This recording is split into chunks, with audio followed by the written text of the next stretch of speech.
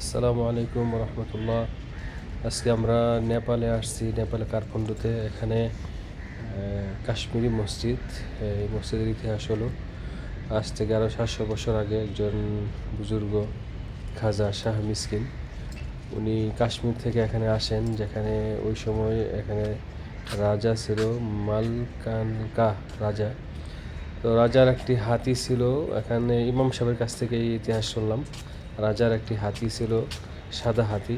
তো ওনার কাছে আসার পরে হাতিটা উনি বলল যে এই বাটির ভিতরে বা বাটিতে এটাকে ছুপায় ফেলছে, গোপন করে ফেলছে। এরপর রাজার লোক আসছে হাতি দেওয়ার জন্য। তো বলছে যে আমাকে এখানে জায়গা দিতে হবে, জায়গা দিলে আমি এটা দিব। বাকি সত্য না মিথ্যা, যেহেতু এখানে মসজিদের ইমাম সাহেব উনি ঘটনা বলবে। এরপরে রাজা চুক্তি করছে যে ঠিক আছে, হাতি দিয়ে দাও, আমি এখানে তোমাকে জায়গা দিয়ে দিব। তো উনি জায়গা দিয়ে দিছে।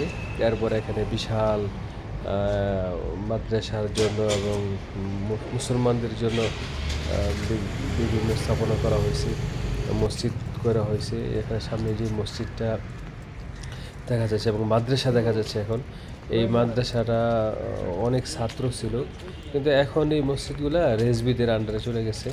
এই জন্য মাদ্রাসাকে এখান থেকে স্থানান্তর করে অন্য জায়গায় দিয়ে দেওয়া হয়েছে। এই জন্য এখানে আর এখন মাদ্রাসা চলে না, শুধু জুমার দিন এই সমস্ত জায়গার মধ্যে নামাজ হয়।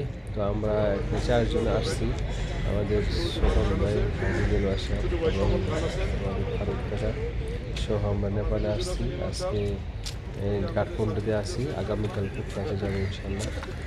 আর প্রথমে এসে আমরা এখানে মসজিদে আসছি, মসজিদ দেখছি এবং ইমাম সাহেবের সাথে দীর্ঘক্ষণ কথা বলছি।